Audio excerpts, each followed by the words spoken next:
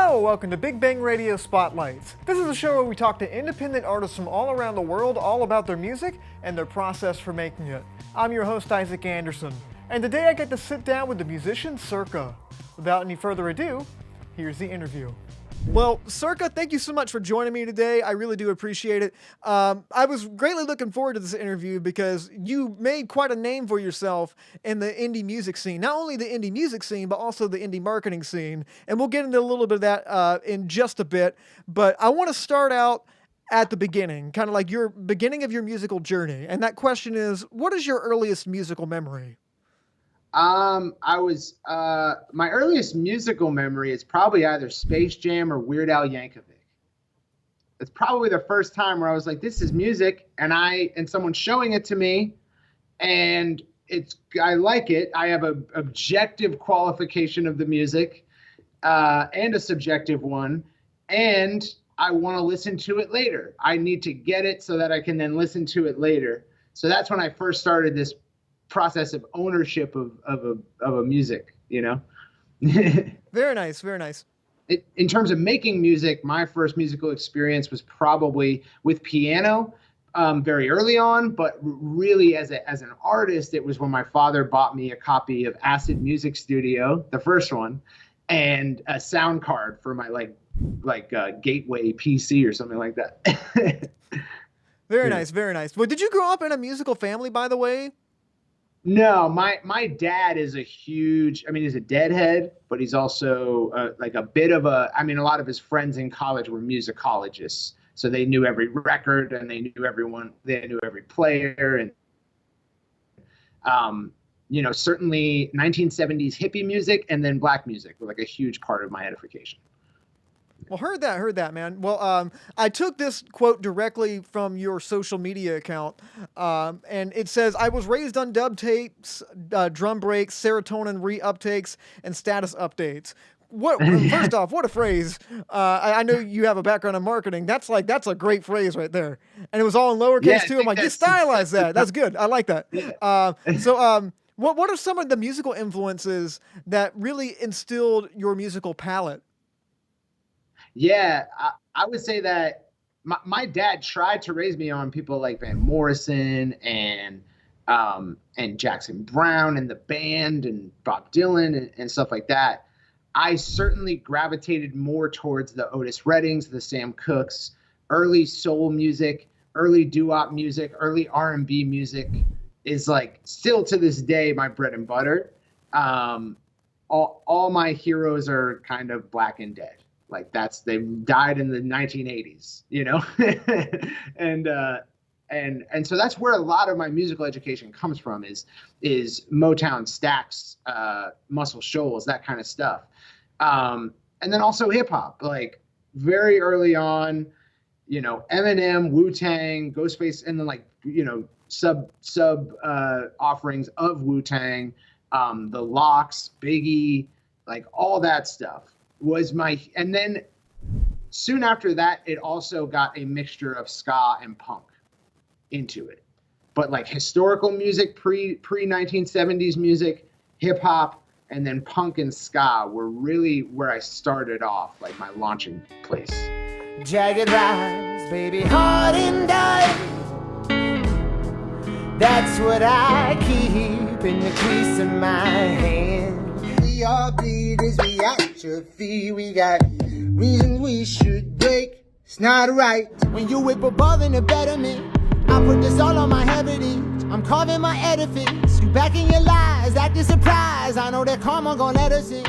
Your voice. I do want to hop on your voice. You have a really cool, like, soulful growl to there. Did you ever do like any like training on that, or was that just something you were born with, like Maybelline? So when the first time that I sang, I had written a song, and I remember standing behind a wall while my mom was in the next room and singing it. I was incredibly embarrassed. But it was probably more of like the MTV pop verite, that song. And really when I started singing again, I started off really identifying with, when I started playing acoustic guitar, which was when I was like 17, really identifying with like Bright Eyes and Conor Oberst, because I felt it was like a modern proxy for Bob Dylan. And so I learned a lot of those songs, but quickly it became drives to and from school, which I went to school like 10 miles or 15 miles away. So I would drive to and from school, and I would listen to my old soul records and literally go through 10 seconds, pause it, go back, try to nail the inflection and the vocal characteristic and all the notes of my favorite Black artists. And so trying to sing like Etta James, trying to sing like the Coasters, trying to sing like Jackie Wilson, trying to sing like Sam Cooke and Otis Redding, those are the things that contributed most to my vocal, is trying to sound like those artists. Your name, Circa. Okay, so your actual name is Kyle, I believe. I don't know if you want to hide that from the world or not. So No. I give people the option, either one. Okay. Well, you go by Circa for the music. So when did you decide to go under the name Circa, and what does the name Circa mean to you?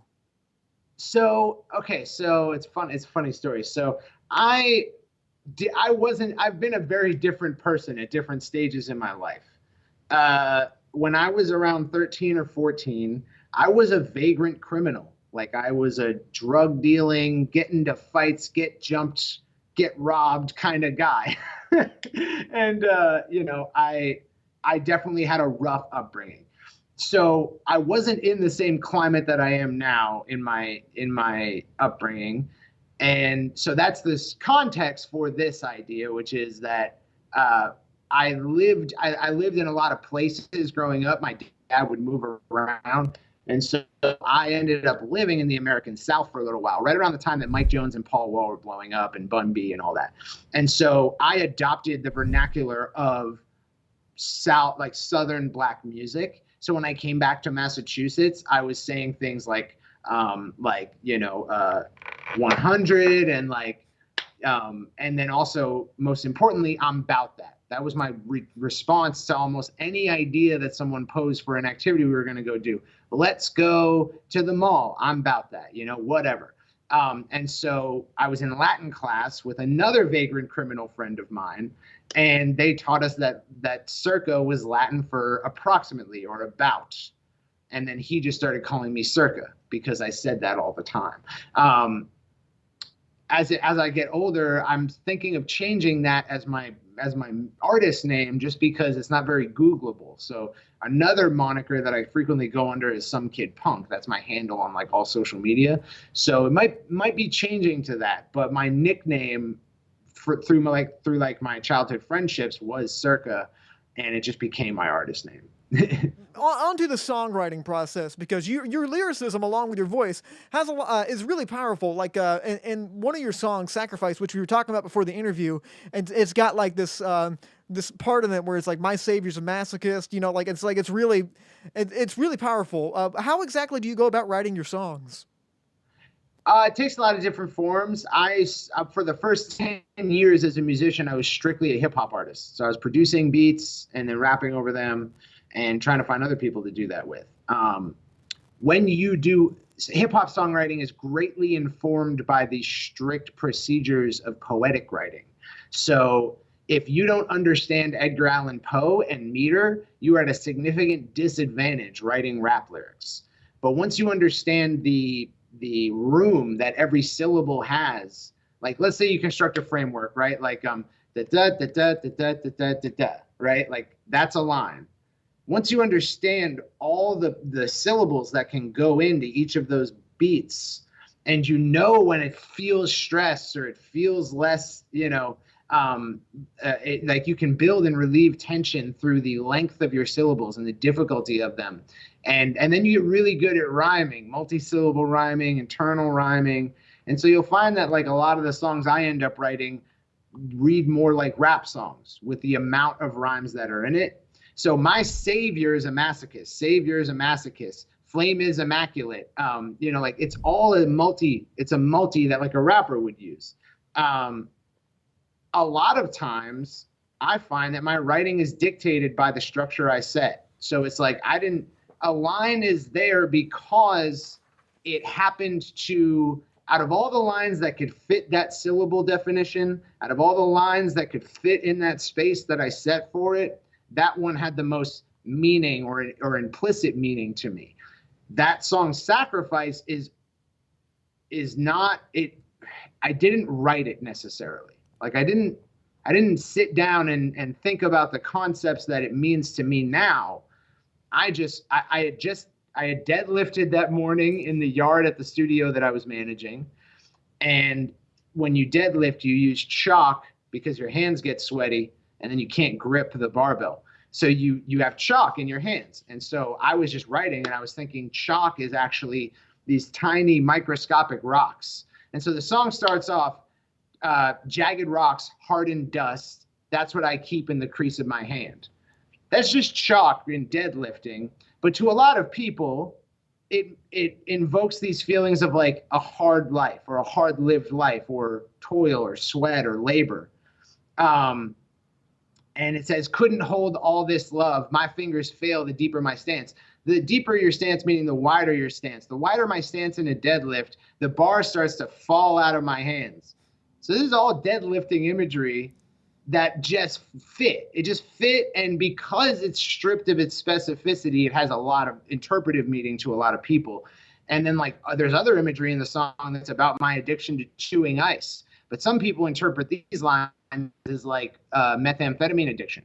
So there's in writing, I find myself a lot of the time leaving space for lines to mean something that I didn't intend, and really letting the beauty of the sentence structure and the linguistics guide where that song goes, but not try to place too much intentional meaning into it. And I get a lot more meaning out that way. So you mentioned you worked as a studio manager in the past. How was that experience, and how exactly did it shape your musical journey? Oh, in a big way. I came to college in Orlando, Florida, coming from Massachusetts, being in a rap crew, so to speak, a gang, and like I come to Florida, I form all these new friendships, I create a new rap group, and then I start to become disenchanted with rap in general, or feel as if I don't have a place in it at that current moment in the climate. Now I feel a lot differently about that. I feel like the climate is caught up to where I have a place, but I lost the ability to have that fervor for like making a rap mixtape. Like I made 2 of them in college and I was just exhausted.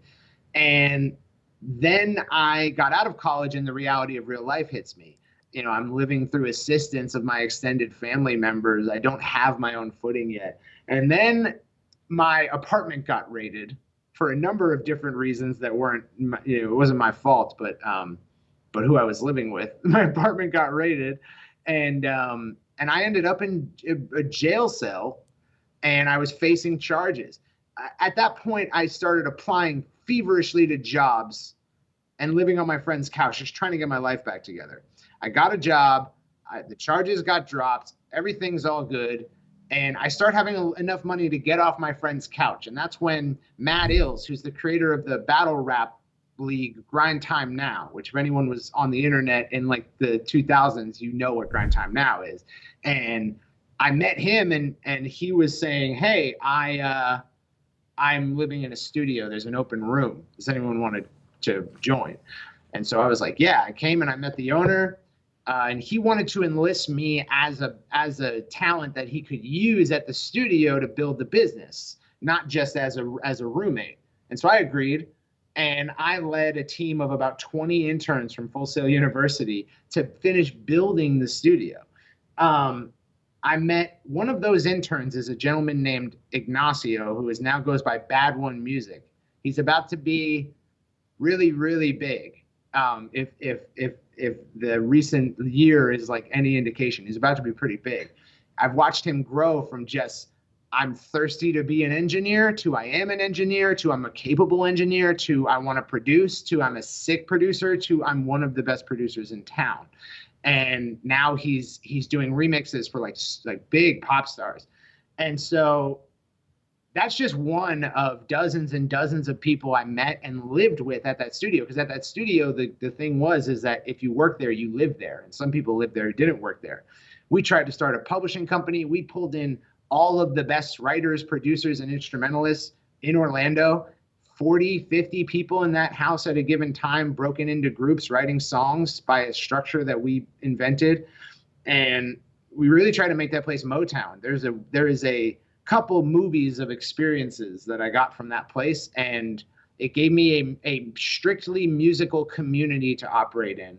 It gave me an understanding of my place in that musical community, and it challenged me to realize how little I know about creating music and how much I still had to learn. So, I mean, if you would get an opportunity to live below the poverty line in a recording studio, do it. But yeah, I lived in a closet there by the end of it. It was a crazy experience. Well, heard that, man. Well, I do want to hop into some of the music that you have out right now, because you got a couple songs out, but it looks like you're going to release a lot more in the future. I don't want to get ahead of ourselves. We'll mention that a little later after I talk about this. But your song "County Graves," this is kind of like smack in the middle of your music catalog as it is of the time of recording this, and it really has a really cool electronic bluesy, almost like a modern soul kind of thing going on to it, and it's just combined in there with your voice. It starts out with like that kind of guitar thing, kind of goes into a bunch of different elements too. What was the process of recording that like? Yeah, so that one I'd already started Indepreneur, and I was interfacing with musicians daily, and I wanted to show them like, hey, you can pay a guy like $100 or $200, come over to your house with a nice camera, and then you can record a song at home in an unideal scenario. And given that you have the right technicians on the project, it doesn't matter. You can make it sound great. You can actually use the imperfections of the space in which you're recording to elicit a certain, baked in effect to the song. A lot of people see the challenges of not having an ideal recording environment and say, how do I counteract these instead of how do I use these? So I had a big cavernous hardwood floor, 2-bedroom apartment, which is not ideal for if you want a controlled environment in which to add your own reverb. But if you're okay with the dynamics of that environment and it fits the song, you're good. So I just had my engineer friends from that studio I lived in, including that intern who produced the song, along with another intern who came later. I had them come over. I had one of my favorite guitar players, live guitar players in town, come over with his amp and guitar. He plays the guitar line. We track it there in the studio using an NT1000. It's like a $200, $300 mic at tops, and an Audient ID14 interface, $199, $200 interface or something like that. And so we track the guitar to a click, track my vocal to a click into the guitar, and then they go about remixing it. I also had a friend, Cortland Green, come over and play keys over it for the producer so that he could sample that. But ultimately my goal was, first of all, let's make a usable asset, a video and a song, using something that's, within the realm of obtainability for most independent musicians. So let's not use access. And then let's also, tertiary goal, I would love to see older styles of music be brought into a modern context through modern production. Let's find places where blues and the types of production that Iggy's about align, and let's make something new sounding. I don't think we hit it on the head. I think there's ways to unify soul, blues, R&B of the 1950s and 60s with modern production in an even better way than we did there. But I think we started to uncover the potential that does lie there.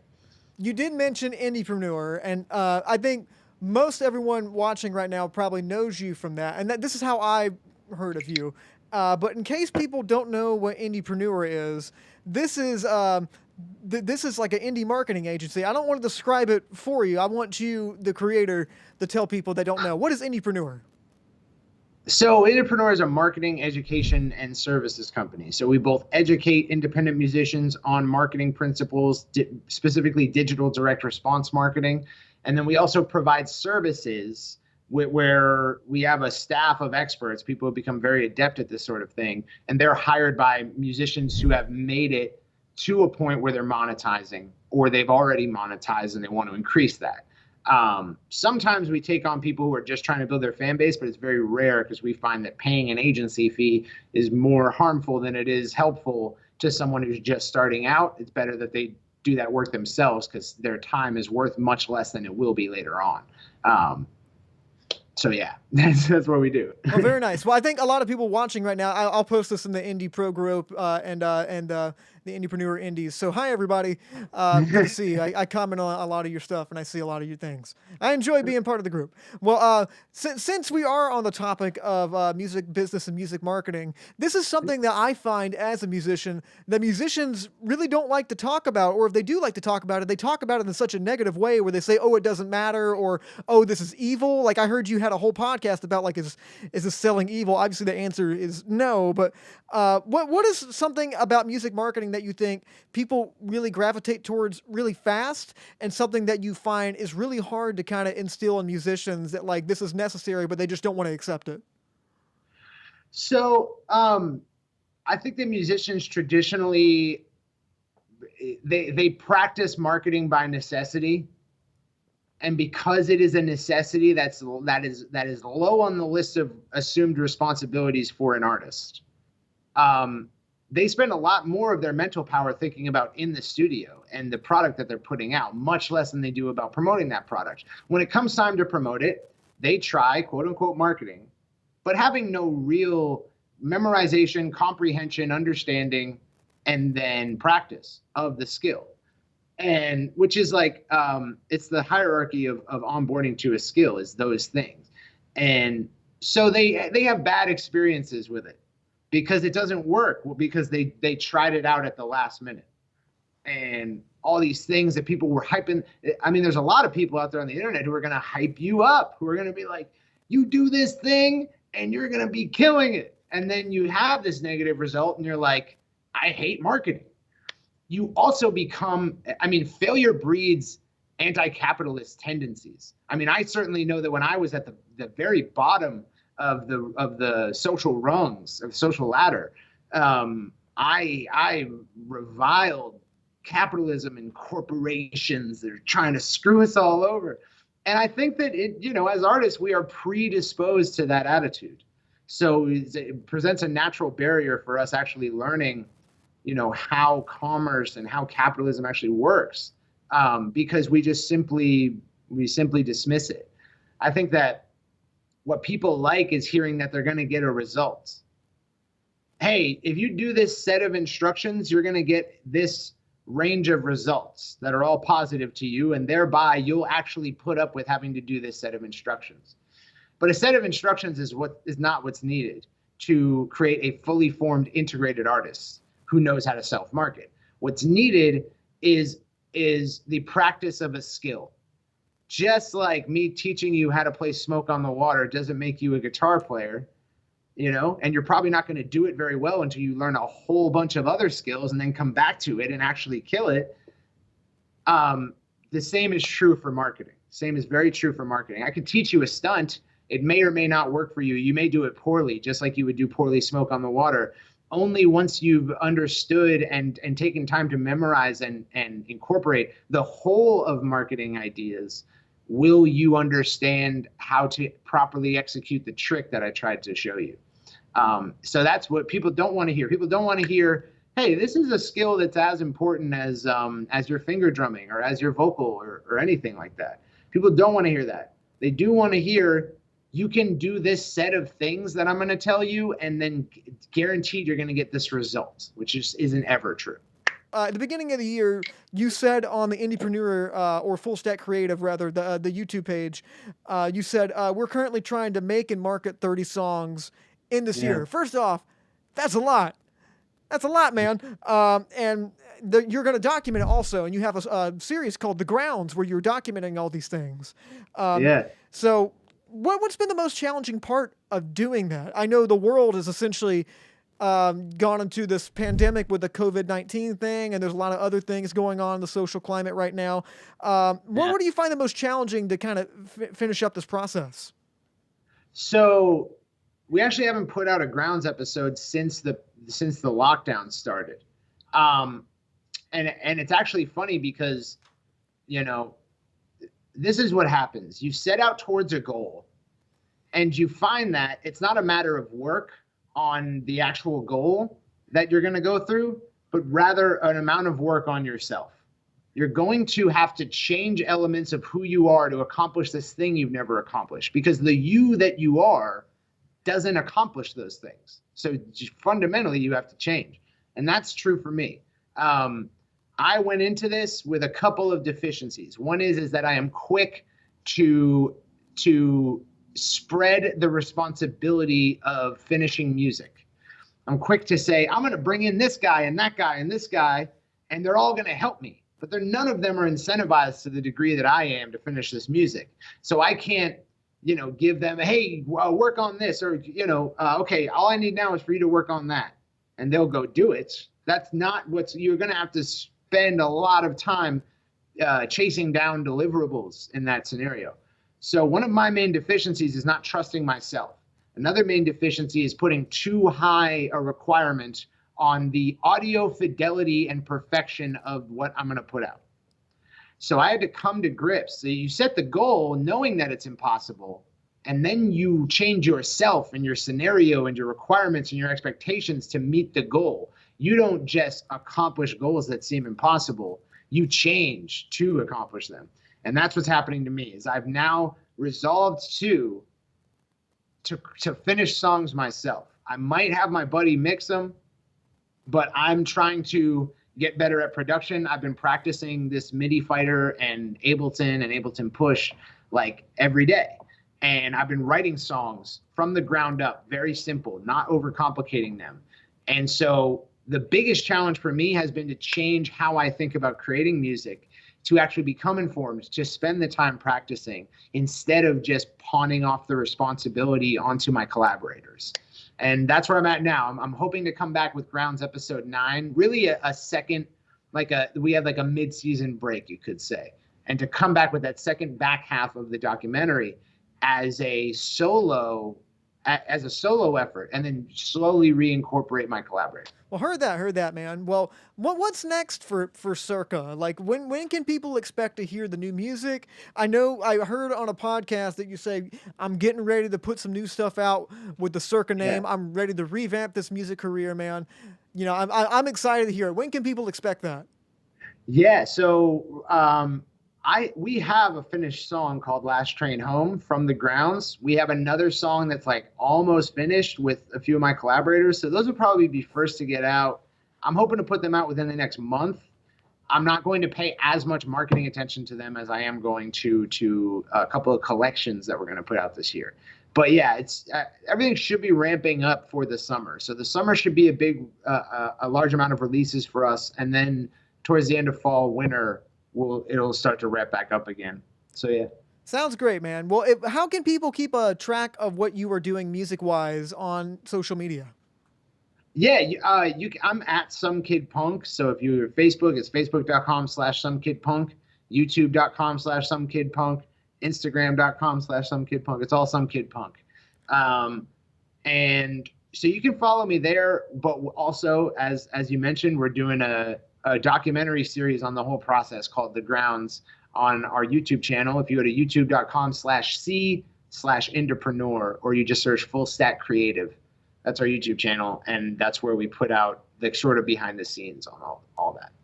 Well, wonderful, man. Look, I really do appreciate you taking the time to talk with me today. I was very excited to, as a part of the Indepreneur community, and just a music fan and a lover of music business and music marketing and everything. You're a legend in that regard. So it's been an honor. I do have. Oh, go ahead. No. I'm sorry. I was just going to say that I really appreciate it. No one's really ever interviewed me on the basis of my own music. So that was refreshing. Thank you so much. Well, no problem, man. I feel like you haven't got enough attention on that regard, because you're so talented on that. And you're so focused, on Indepreneur and everything. The pauper's son wears no shoes. That's the old saying that says the shoemaker's son wears no shoes. So that's the case for me. I work a lot on other people's stuff and haven't been devoting enough time to my own.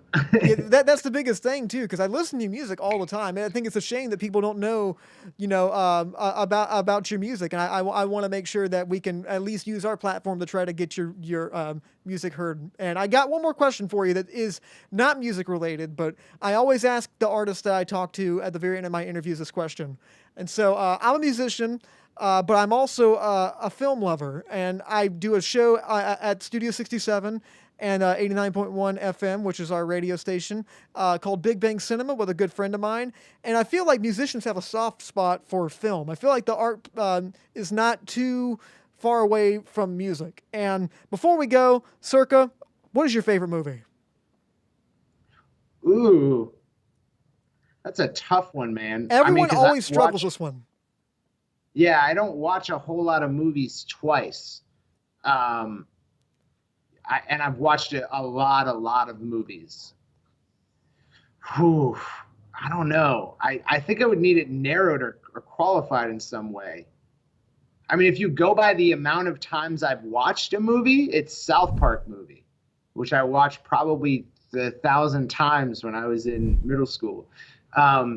But certainly, if you ask me, like, what's been the most impactful or meaningful movie to me, I